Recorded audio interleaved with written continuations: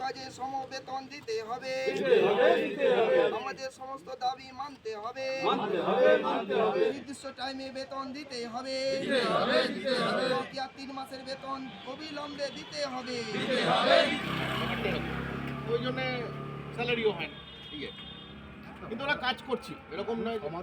সমাধান তো করতে হবে, সমাধান যারা কাজ করছে তারা তো পয়সা একদম অবশ্যই এরা প্রত্যেকটা ভালো, প্রত্যেকই তো সিকিউরিটি, হাউসকিপিং ও ইলেকট্রিশিয়ান করে মোট 15 জন কাজ করি।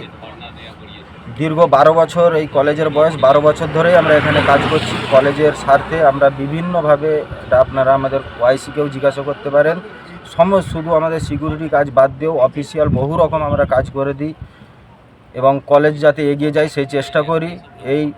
কিন্তু আমাদের মাইনে দীর্ঘদিন ধরে অবহেলা হয়, কখনো সঠিক টাইমে পাই না। এই নিয়ে মেনে নিতে আমরা এইভাবে 12 বছর চলছি, কিন্তু এখন বর্তমানে আমাদের দেওয়ালে একদম পিঠ ঠেকে গেছে। আমরা 3 মাস কোনো প্রকার বেতন পাইনি এবং কোন এজেন্সির আন্ডারে কাজ করছি সেটাও আমাদের অজানা। এই জন্য আমরা সবাই অনিশ্চয়তার মধ্যে ভুগছি এবং আমাদের পরিবার নিয়ে, বাচ্চা কাচ্চা নিয়ে আমাদের চলাফেরা একদম দায়ী হয়ে যাচ্ছে। আমরা বাজারে বেরোতে পারছি না, লোকের ধার দেনা হয়ে গেছে, লোক আমাদেরকে চোর চিটিংবাজ পর্যন্ত বলছে যে তোমরা আমাদের খেয়ে পয়সা দিতে পারো না। কি করছো আপনারা? এই জন্য আমরা আজ কলেজে কর্মবিরতি ও অবস্থান বিক্ষোভ করেছি, যাতে আমরা কোনো সুরা হয় এবং আমাদের রাজ্যের মাননীয় মুখ্যমন্ত্রীর দৃষ্টি আকর্ষণ করতে চাই, যিনি স্নেহ দিয়ে, মায়া দিয়ে, মমতা দিয়ে এই রাজ্যকে গুছিয়ে রেখেছেন।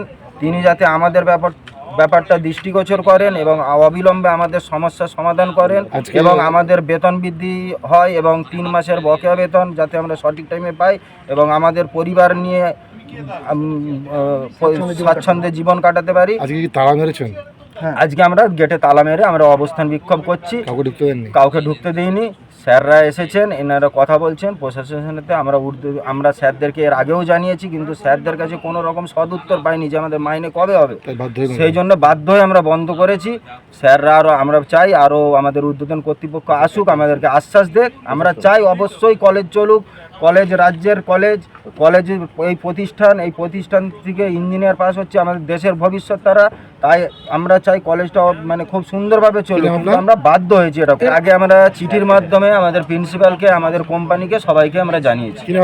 আমার নাম রেজাউল ইসলাম, কোলাঘাট গভর্নমেন্ট পলিটেকনিকে সিকিউরিটি স্টাফ হিসেবে কর্মরত। গভর্নমেন্টের কলেজ, এটা গভর্নমেন্ট কলেজের এজেন্সির আন্ডারে সিকিউরিটি, পাম্পম্যান এবং হাউসকিপিং 3টে ক্যাটাগরি স্টাফ আছে। তো এনারা কলেজের সব কাজ করেন। এখন সমস্যা যেটা হয়েছে, লাস্ট 3 মাসের এদের একটা রিনিউয়াল থাকার দরকার, যে এজেন্সি এদেরকে স্যালারি দেয় তাদের সেই রিনিউয়ালটা কোনো জটিলতার কারণে হয়তো এক্ষুনি আসেনি। তো সেই জন্য এদের স্যালারিটা দেওয়া সম্ভব হয়নি। তো স্যালারিটা অ্যাকচুয়ালি এজেন্সি দেয়, তো আমরা যে এজেন্সিকে হয় এজেন্সিকে আমরা পেমেন্ট করি। তো সেটা না আসা পর্যন্ত এই সমস্যাটা মিটছে না। এনারা আগেও আমাদেরকে অনেকবার বলেছেন বা রিকোয়েস্ট করেছেন, তো আমরা সেটা জানিয়েছি ঊর্ধ্বতন কর্তৃপক্ষকে। মাঝে পরীক্ষা ছিল, আমরা রিকোয়েস্ট করেছিলাম ওনাদেরকে যে যাতে ওর পরীক্ষাটা স্টুডেন্ট স্বার্থে আমাদেরকে কন্টিনিউ করতে দেওয়া হোক, বা আগামী সোমবারেও এক্সাম আছে সেটা যাতে করতে দেওয়া হয়, এবং বাকি অ্যাকাডেমিক অ্যাক্টিভিটি যা আছে।